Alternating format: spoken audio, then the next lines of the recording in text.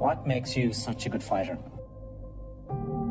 It's in my head 24/7. There's nothing else I can think of. I don't think about nothing else. And that's it. I'm just curious, curiously fascinated with it, and I can't stop thinking about it. Everything I do in my life is related to this. I don't do nothing else if it's not got to do with fighting. You know what I mean?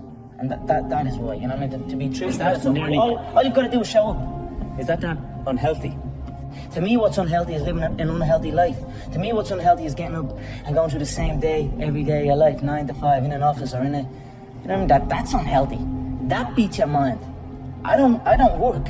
I love what I do, and that's why I'm doing what I love. You know what I mean? That's why it's become a career for me, because I love it. I love what I do. So I don't think it's unhealthy. I feel good in my mind.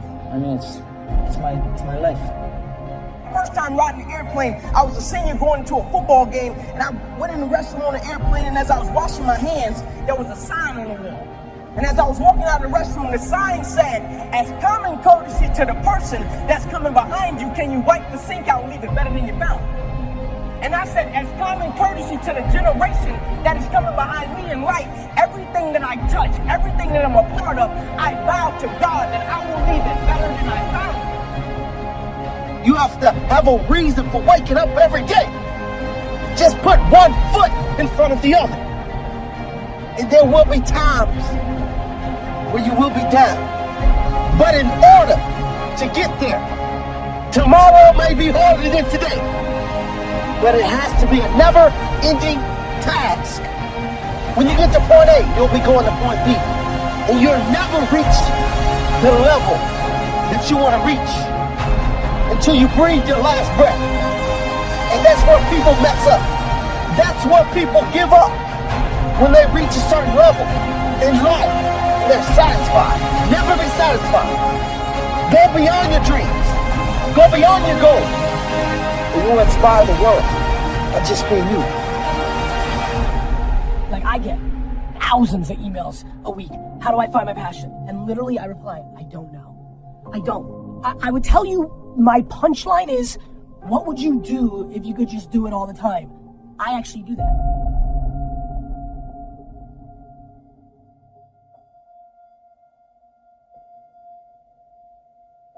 See, anybody can, whether you will or not. See, that's the question. We are all buying somebody's plan. The question is, whose? Who's got you talked into doing what you're doing? But see, anybody, if you want to, can go searching for a good plan, pick it, and start working it. And sure enough, as the time passes, as it surely will, 5 years from now, 10 years from now, then you'll be winding up wearing what you want to wear, driving what you want to drive, living where you want to live, become what you want to become. But now is the time to fix the next 10 years. And who can? Anybody. Imagine, if you will, being on your deathbed and standing around your bed, the ghost of the dreams, the ideas, the abilities, the talents given to you by life, and that you, for whatever reason, you never went after that dream. You never acted on those ideas. You never used those talents. You never used those gifts.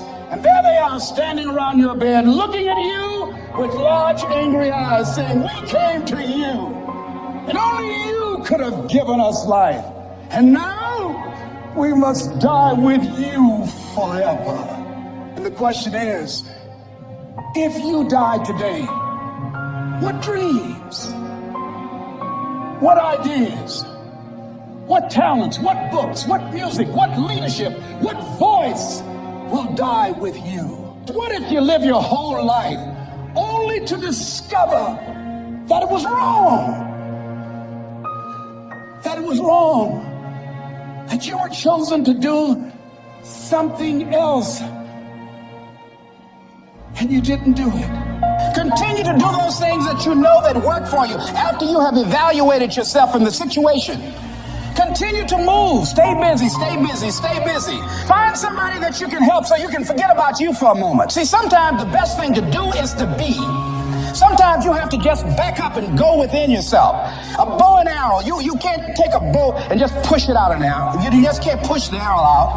You have to pull it back and then release it.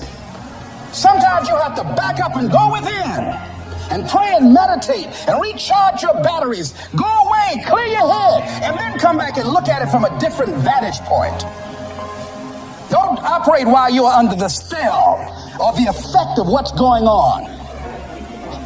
Next thing is that you've got to activate the thinker in you. Don't allow your emotions to control you. We are emotional, but you want to begin to discipline your emotion. If you don't discipline and contain your emotions, they will use you. Your mind goes on automatic. You don't have to force yourself or motivate yourself to think negatively, to be depressed, to hate somebody, to want revenge, to want to get back at somebody, to beat yourself up over the head, to feel loaded with guilt. You don't have to make any effort to do that. Your mind is on automatic. It will do that by itself. But if you want to begin to move into your own personal greatness, if you want to begin to really enjoy a happy, successful, healthy life, you've got to be willing to go against the tide. You've got to be willing to harness your will and say, in spite of this, I'm in control here. I'm not going to let this get me down. I'm not going to let this destroy me. I'm coming back. And I'll be stronger and better because of it. You have got to make a declaration that this is what you stand for. You're standing up for your dreams. You're standing up for peace of mind. You're standing up for health. You want it. And you're going to go all out to have it. It's not going to be easy when you want to change. It's not easy. If it were in fact easy, everybody would do it. But if you're serious, you go all out. So yes, I'm going to turn this situation around. I'm not going to sit back and moan and cry over what happened and what went wrong and who did what. I'm going to do something about this situation. The next thing that is important is that expect things to get better for you, because they are. See, life is cyclic. You're not, whatever experience you're having right now, it has not come to stay. It has come to pass. Not to stay, just to pass. It's just going through. The biggest challenge is to know what's happening. This is a part of this thing we call life. This too shall pass. And maintaining perspective, putting it in perspective. See, a lot of us, because of our limited vision of ourselves, a lot of us who begin to focus on problems and enable them to overwhelm us, we begin to think that we have no options. We begin to believe that there's no way out. There's always a way. Where there's a will, there's a way. I'm unstoppable. You've got to make those kind of declarations to yourself. I'm unstoppable. This will not get me down. And if I get knocked down, I'm going to be like Leo Pascal. You said you're going to have some low moments in life, but when you do, you will have high lows. When you work on yourself. What are some of those things that you can do during this period of time? Go for walks. Do some things for you. Just go for a stroll so you can engage in some reflective thinking on life, on yourself, looking and enjoying the universe, smelling the roses along the way. Because you're going to have sometimes low moments when you won't want to get out of bed. You just want to stay there. At times you won't want to come out the house. At times you'll be feeling bad and don't know what's wrong. I don't know. It's necessary as you look at your goals and your dreams, it's necessary that you have a strategy and a game plan to change the story that you believe about yourself. And that's an ongoing process. I've discovered, and many people have, that what we do, what we accomplish, what we produce is a result of the story we believe about ourselves. My favorite book says, be ye not conformed to this world, be ye transformed by the renewing of your mind. And so as I began to work on myself, I realized that I'm getting out of one story and stepping into another story. As I become aware of some things, there's still some things I'm not aware of. So I'm still growing, I'm still developing. I'm like the lady who said, Lord, I ain't what I'm gonna be, ain't what I'm gonna be, but thank God I sure ain't what I was. But I realized that you have to work on yourself on a regular basis, and write this down, for mental mindset. for mental mindset and stamina. Because things are going to happen to you. I believe that the reason that most people go to their graves with their talents and abilities and skills in them is because of the fact, number one, many are like me. They didn't know that they didn't know and thought they knew. I thought I knew myself, and I really didn't know myself as well as I thought. I've discovered that sometimes people can take you to a place within yourself that you can't go by yourself. The other reason is I was afraid. I never worked for a major corporation. I wanted to speak for corporations. I was afraid I would be exposed because I don't have a college education. I felt inferior because of the fact that I don't have a college education. I allowed that level of fear of failure to stop me.